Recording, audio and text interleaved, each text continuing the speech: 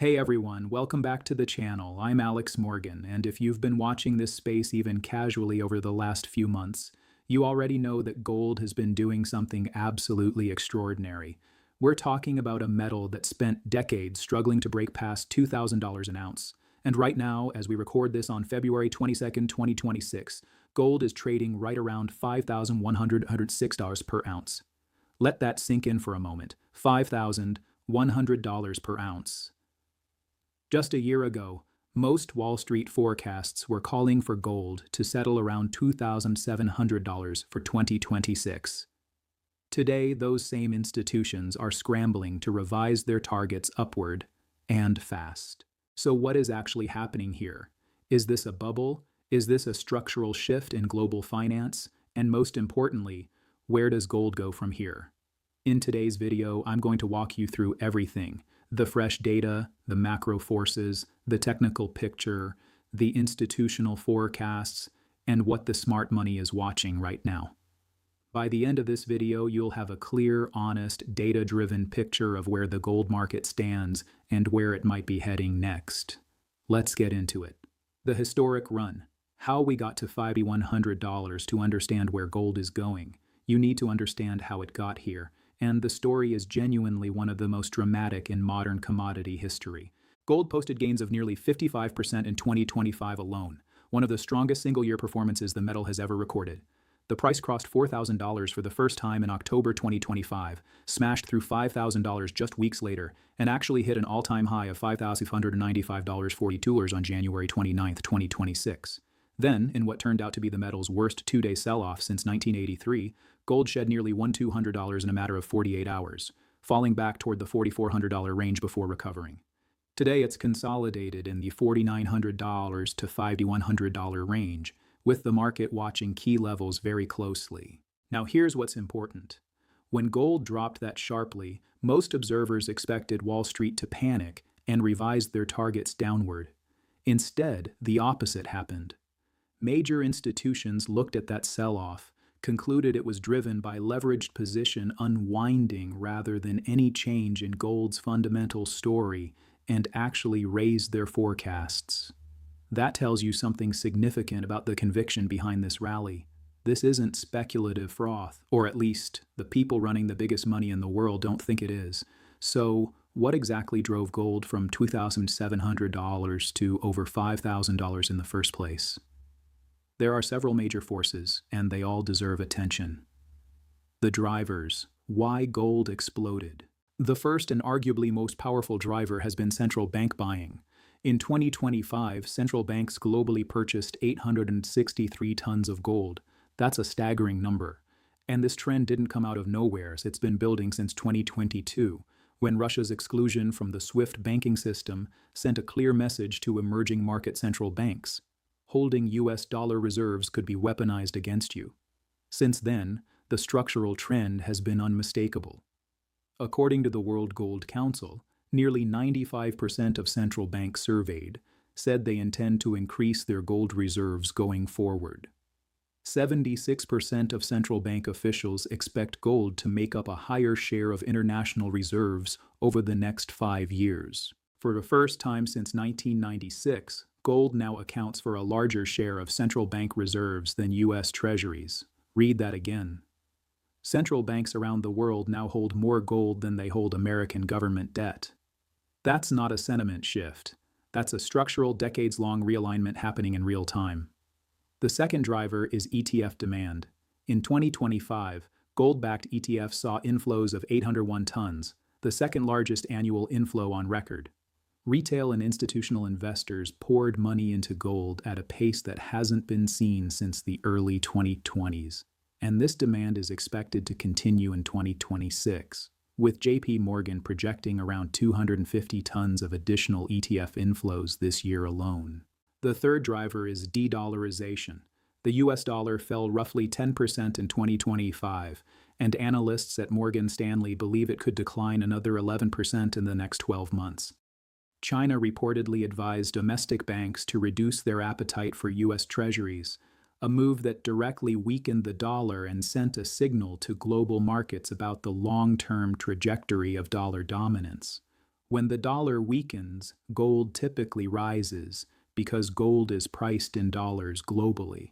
But what's interesting about this current cycle is that gold has been rising even when the dollar shows short-term strength, which suggests the demand is being driven by more than just currency dynamics.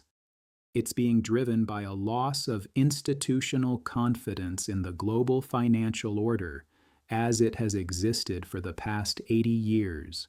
The fourth driver is geopolitical uncertainty. Trade wars, tensions in Eastern Europe, unresolved conflicts in the Middle East, and rising friction between major powers have kept the safe haven bid alive and strong. Gold is the world's oldest safe haven asset, and when people feel uncertain about the stability of the world around them, whether that's politically, economically, or militarily, they buy gold. And right now, that uncertainty is elevated across multiple fronts simultaneously. The fifth driver is the interest rate environment. The Federal Reserve spent most of 2024 and 2025 in a difficult position, trying to control inflation while not tipping the economy into recession. Real interest rates, that is, interest rates adjusted for inflation, remain relatively low, which is historically one of the most favorable environments for gold. When you can hold cash and earn a real positive return after inflation, gold looks less attractive because it pays no yield. But when real rates are flat or negative, gold becomes a much more compelling store of value. ING currently projects a 50 basis point rate cut from the Fed in 2026, though they warn those cuts could come faster and deeper if economic conditions deteriorate, which would be even more bullish for gold. Where things stand right now. The technical picture. As of today, February 22, 2026, gold is trading at approximately $5,106 per ounce.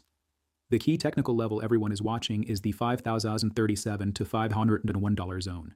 According to analyst commentary, gold last week retested this zone, which acts as the boundary of a medium-term downtrend that formed after the January all-time high. Bears managed to hold the price below this resistance, which means we are currently at a critical decision point. If gold can break cleanly above $5,100 and hold there, not just spike through it intraday but actually close above it on a sustained basis, then the technical picture opens up significantly.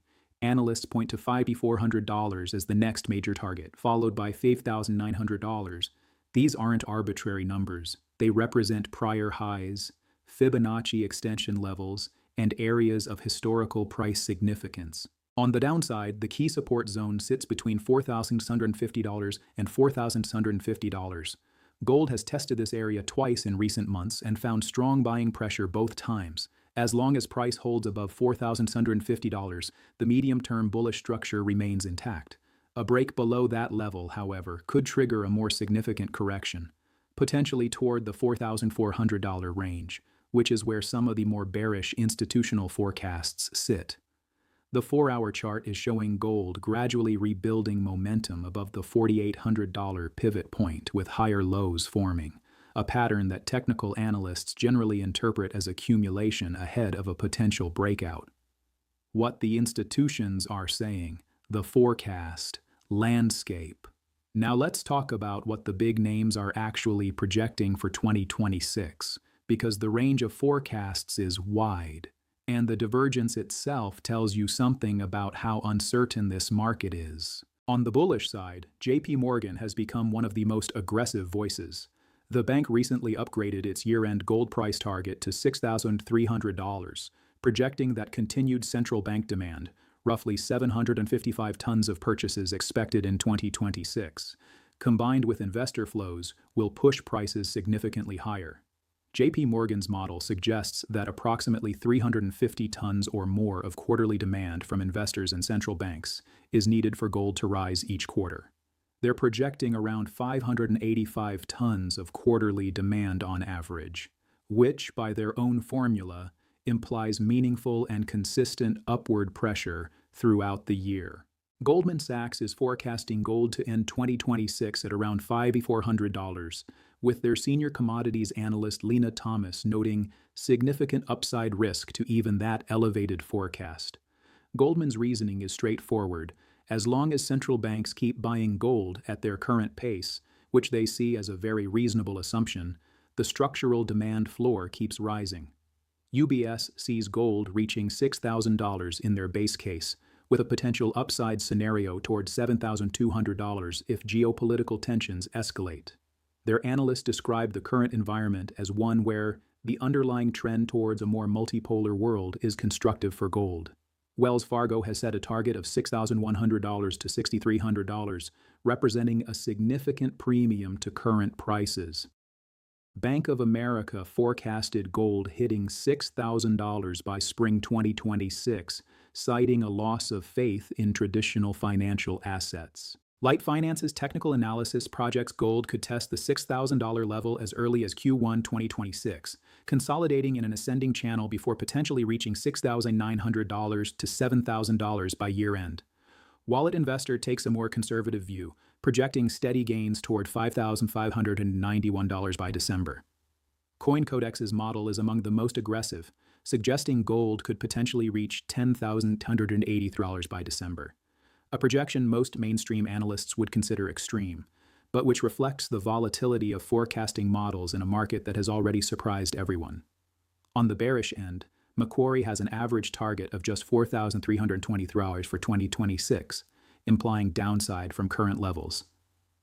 Commerzbank and HSBC expect gold to average in the mid to high $4,000. A Financial Times survey of 11 analysts found a consensus of $4,610, though many of those analysts noted significant upside risks in their caveats. The Reuters poll of 30 analysts and traders puts the median forecast at $4,746.50, still the highest annual consensus in the history of that polling series, which goes back to 2012. A year ago, that same poll forecast $2,700. That gap tells you everything about how rapidly the world's financial landscape has shifted. The risks. What could derail this rally? Any honest analysis of gold has to take the risks seriously, and there are real ones here. The first risk is a demand collapse at elevated price levels. Gold jewelry demand, which typically represents a major portion of physical gold consumption, is already showing signs of weakness. When gold was trading near $4,690, jewelry buyers began pulling back. At $5,100, that pressure only intensifies. If physical demand falls sharply, it could remove a structural support layer from the market. The second risk is geopolitical resolution. If major geopolitical tensions, particularly around trade disputes between the U.S. and its trading partners, were to resolve quickly and unexpectedly, the fear premium embedded in gold prices could deflate rapidly. Morgan Stanley analysts note that a quick resolution between the U.S. and Europe on contentious issues could cause a swift price drop as the risk-off bid disappears. The third risk is a stronger than expected dollar. If the U.S. economy proves more resilient than anticipated and the Federal Reserve delays or reverses rate cuts, the dollar could strengthen, which would create headwinds for gold priced in dollars. Alternatively, if inflation data comes in persistently hot, pushing the Fed toward tightening rather than easing, rising real yields would make gold's lack of yield more of a competitive disadvantage. The fourth risk is speculative positioning. Markets move in both directions, and when everyone is positioned the same way, the risk of a violent reversal increases. The drop from $5,595 to $4,400 in 2 days is a vivid reminder of how quickly leveraged long positions can unwind when sentiment shifts. What happens next? The most likely scenarios. Given all of this, let me walk you through what I see as the most likely scenarios for gold over the coming months. Scenario 1, the breakout scenario, is what bulls are hoping for. Gold holds the $4,900 to $5,000 support zone, gathers momentum, and cleanly breaks above the $5,100 resistance zone. If that happens with conviction, the next logical targets are $5,400 and then $5,900. With the macro backdrop remaining supportive, central banks still buying, the Fed still in easing mode, geopolitical risk still elevated, there is nothing in the fundamental picture that contradicts a continued move higher. This is currently the base case for the majority of bullish institutional forecasts. Scenario 2, The consolidation scenario is probably the most likely in the near term. Gold oscillates in the $4,800 to $5,200 range for several weeks or even months, digesting the massive gains from 2025 and allowing buyers to accumulate before the next leg higher. This kind of sideways action can actually be healthy for a sustained uptrend, as it shakes out weak hands and allows the moving averages to catch up with price. A gradual grind higher through Q2 and Q3, potentially setting up for a stronger move in the second half of 2026, is a very plausible path. Scenario 3, the correction scenario, is what the bears are watching for. If gold fails to hold the $4,750 support zone, a more significant pullback toward the $4,400 level becomes likely. This would still leave gold significantly higher than a year ago, but it would represent a meaningful correction. Some technical analysts suggest this pullback could actually be a buying opportunity for longer-term investors, since the structural drivers of the gold rally, de-dollarization, central bank buying, geopolitical uncertainty, have not been resolved. The critical price levels to watch are $5,100 on the upside as near-term resistance, $5,400 as the first major upside target after a breakout, $5,900 as the next significant resistance, $4,800 as near-term support, $4,650 to $4,750 as the critical support zone that must hold, and $4,400 as the deeper correction level if that support breaks. The bigger picture: is this a new era for gold? Stepping back from the near-term price action, there is a much larger question worth asking. Are we witnessing a structural repricing of gold's role in the global financial system? The evidence suggests we might be. Gold surpassed the euro as the world's second most widely held reserve asset in 2025. It was recognized as a Tier 1 asset in the international banking system, meaning it sits alongside cash and high-quality government bonds in terms of how banks are allowed to account for it on their balance sheets. That's a regulatory and institutional recognition of gold's importance that would have seemed far-fetched just a decade ago. The trend of central banks moving away from U.S. Treasuries and toward gold as their preferred reserve asset is not reversing. The trend of geopolitical fragmentation, the movement toward a more multipolar world, is not reversing. The trend of dollar skepticism, not necessarily dollar collapse but a gradual erosion of the dollar's unchallenged dominance, is not reversing. These are slow-moving, generational forces. And if gold's long-term chart from 1970 to present is any guide, it tends to absorb these macro forces gradually and then reprice rapidly. We may be in one of those rapid repricing phases right now. The long-term bull case, as laid out by analysts at Investing Haven, targets $5,750 by end of 2026, approximately $6,500 in 2027, and a potential peak near $8,150 by 2030. Those numbers sound extraordinary, but so did $5,000 just 18 months ago. The bottom line: what you need to watch. So what should you be watching going forward? Here are the key things that will determine which direction gold moves from here. First, watch the $5,100 level.